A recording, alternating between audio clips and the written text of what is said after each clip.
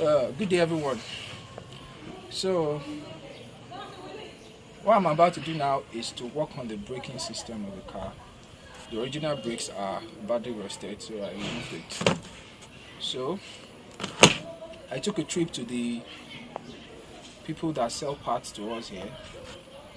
There's breaker parts from abroad.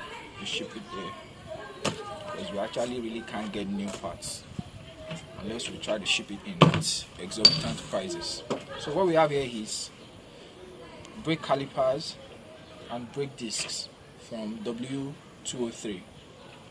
The brake discs are 300 millimeters in diameter and 28 millimeter in thickness. So during my first trip there, I got the discs, then I got the calipers, but I made a mistake. The W203 has two sizes, two quite similar sizes. There are 288 millimeter discs by 25 thickness. So I think those are from the C240, the C230. So these ones are from C320, W203, with normal floating caliper kind of system. It's not the double piston or 4 piston setup. Those are quite rare and also require 17-inch wheels, which I do not want to. I want to have options when the time comes for wheels. So at the first trip, I got 200 and it's written right here, 288 by 25. These are made by Lucas. So obviously it couldn't fit the I couldn't fit it to the car because they were mismatched. So I went back and I got another one. So this one written on it is 300 by 28, also made by Lucas, and there are just little bits, slight differences between the two.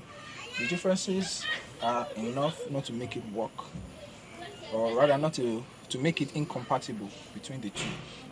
So but on my second trip, which was a miracle in disguise, I was able to find calipers from 320 W203, that's the V6 from using M112, and these ones are from the 4matic version, that's the one with the all-wheel drive. And fortunately, the location of the banjo for the brake fluid inlet happens to work much better than the one that came with the normal non-all-wheel drive system. So as you can see, if I use this one, it hits the control arm.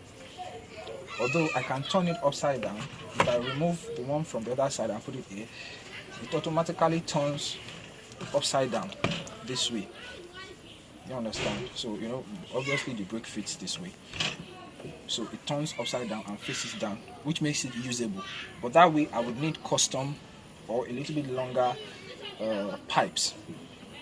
So, but with the 4matic version, that eliminates the problem totally. So I am lucky, or rather I say the second trip to the breakers, to the part seller, was a blessing in disguise. In disguise. So right now I'll try to fit it on the car and show how it fits. So there are different brake options for W201. You can use W124 brakes, which are quite which are not available in the market anymore since it's already a old car. You can use I think you can use brakes from R1292, same problem. You can also use the brakes from the C32. Those are exotic materials which I cannot even get here. Or you can use the sport version, the C230 Sport.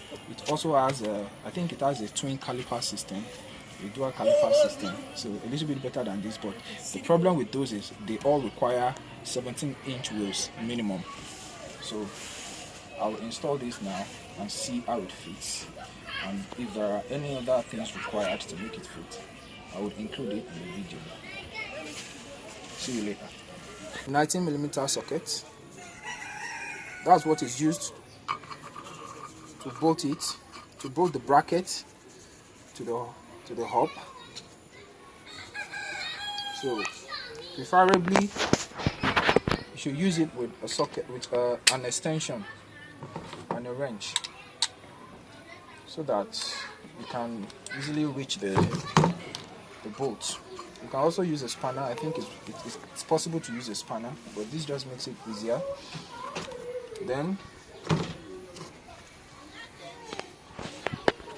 for the sliding caliper,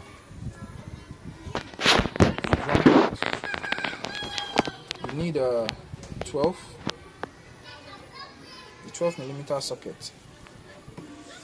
So I observed that the ones I got, 2 of them used the 12mm,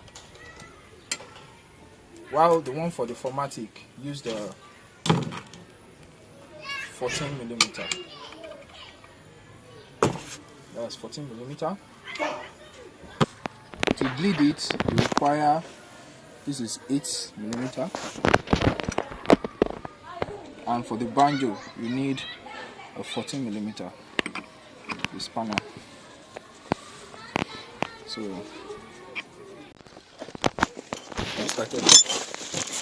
supposing if I really want to use this, let's say I do not have access to the Formatic ones, if I use this one, you see, the brake hose will come right here and hit the arm, which is, I think this is the steering arm. It will hit the steering arm and there will be no place to insert the hose. If I decide to use this one, facing downward like this, it will clear the steering arm, but this hose, I wouldn't be able to use a stock hose because I'll be looking for something longer that would go down into this part and come up to meet up with this. So the Formatic is the best. It solves all those problems. It's offset towards the outer part of the car. So as I tighten it more, it becomes more offset. So obviously there will kind of have to be like a shim to make sure that this bracket, to make sure that the disc is in the center part of the bracket. So I think I'll just use shims for that, washers. You can stop the video. So you can see the banjo, which is 14mm obviously. Actually, if you want to install this, you would have to remove this sliding part of the caliper, tighten it up, then you now put it if you want to install it. But I'm just using this to demonstrate. You can see the hose fits right where I removed this. It fits. Let the camera to that place. It fits right here. So this is just perfect like this.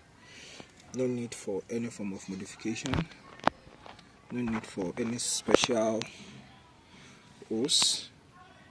Nothing. The only thing that would be required will be the washer.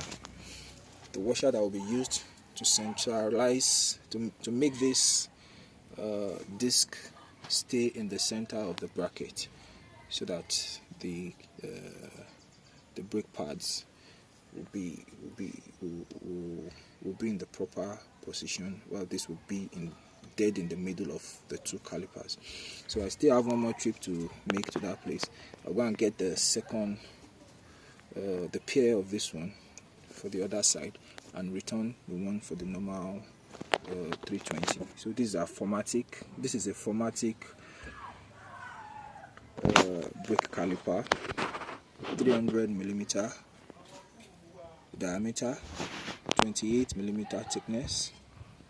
It's also written on the caliper and the bracket, so there's no mistaking it. So this is a good setup. can stop the video.